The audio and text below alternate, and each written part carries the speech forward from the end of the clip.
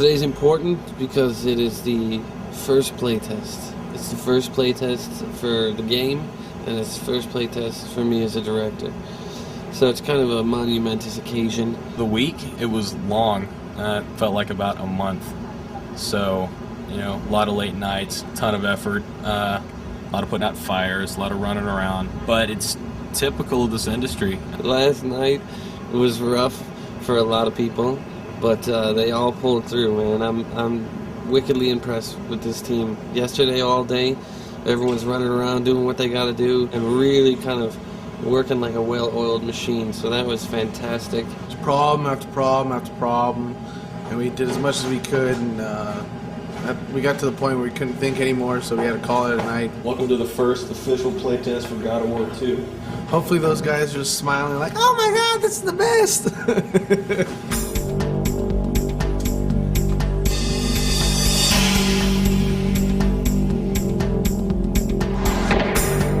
Everything is being videotaped, and it's actually being fed down to another room. Multiple people can view it from multiple perspectives.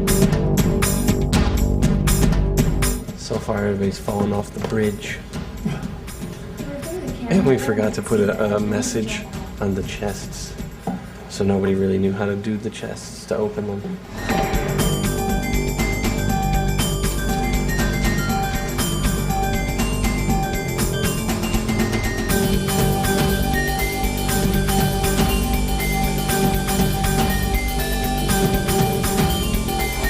I think one of the responses would be, man, this game is rad. Everything you did about it is so good. You guys rock. I want to be like you.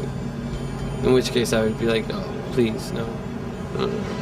We'd be very excited, but also somewhat bummed because we wouldn't get much constructive feedback about how to make it better. The other extreme end would be, wow, this sucks. The first game was so much better. What happened? What did you do to it? And then, you know, we would be sad. The third type would be the constructive criticism, like, oh, you know what, I felt this part was a little too hard. It would really be neat if you had better enemies. The level was confusing, and I got lost at this point, which would help us on our level flow, so we go, oh, okay, that's good, we can pick something up from there. So the third is the most desired response. Chat about just some thoughts. Good thoughts, bad thoughts, anything, just throw out stuff about overall experience of the level. Integrating the puzzles with your exploration as well is great, because I mean, you're constantly seeing something new even while you're solving puzzles, which is pretty cool. They have great results. I feel honored that they worked this hard just to put together a demo for us to play. That's pretty cool. The stopping the time was real cool. That's, you know, real new. Couldn't do that before. That's going to have a whole new aspect to the game. And, you know, so far, I'm, you know, really got me hyped up to see the rest of the game. The game was received very well, even despite the little flaws that really bothered me and I wish we could have gotten fixed. People look past that. I just wanted to get everybody together. We just finished our first playtest of our first level that kind of has gone through the pipe, and it was received extremely well. It was great to see everybody kind of pulling together, and a great moment for everybody to see people enjoy it. Those of you who are barely awake, go home. Yes.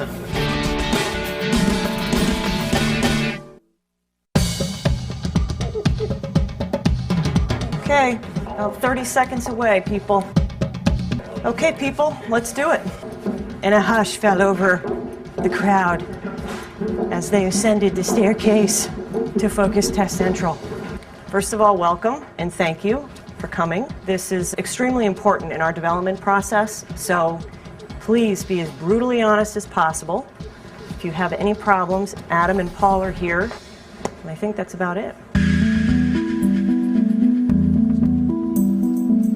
These guys don't have any preconceived notions of anything, so therefore they'll catch all the mistakes that we just take for granted. Games that really heavily playtest the product really elevate themselves very far above most other games. God of War 1 was playtested like crazy, and we benefited greatly from it. The levels we did in playtest on God of War 1 were the Hades blades, and you see how well those turned out.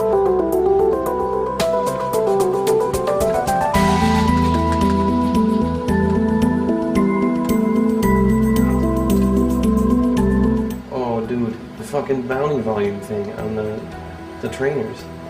Yeah, the 2 pop away. 3 probably. Hey guys, please keep in mind they can't use the wind magic. We're watching number 3 right now. Use the bow. Please ask him to stop.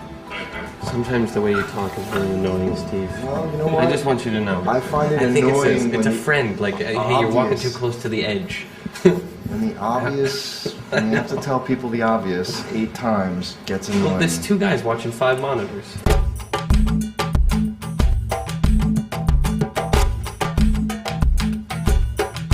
Absolutely feel free to say whatever it is. None of us get any better unless we find out what's wrong. So do not hesitate at all. I don't know about the rest of you guys, but the surprise rock guy who popped out at you, that freaked me out. It was great. I mean, I know if I'm playing at 3 o'clock in the morning, that's going to scare the shit out of me. So that was really great. I'd like to see exploding enemies. Did you actually, on one of your things, say you wanted more screaming? Yeah. Okay. So, come on, that was good. See, I got a parking ticket this morning, and I was pretty pissed about it. And this type of game just makes me feel happy. Like, at the end of the day, if somebody fucks with me, I come to this at home, I just sit down, I beat the shit out of people, and they're like screaming blood everywhere, and I feel good. That's fantastic. This guy is, you know, the epitome of the God of War fan. He's the type of guy that we totally appreciate as developers because he's so freaking into the game. He's also the type of guy we're probably scared to meet, you know, in the real world, like in a dark alley or something like that, because he's fucking out there as his love of violence. I really wanted to see that thing topple onto an enemy's head and like smash him and have him like writhing in pain underneath the rock. He may be taking it to the extreme, but I think everybody has maybe a piece of what he talks about, which is, I've had a bad day, and I want to go home, and I want to vent my helplessness at a situation at work out on something, and I don't want to do it in the real world. I play this game, and I tear this guy apart, and I feel powerful. Thank you very much, guys. This is awesome. This is really going to help us. We fared better than I thought we would, especially with how down I was this morning about it, so I'm psyched.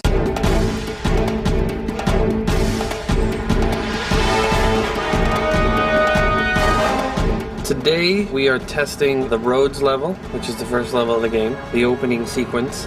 Roads being the first level is exceptionally important to have that, you know, huge, epic opener, kind of topping what we did in the first game. It's got to be bigger than the Hydra.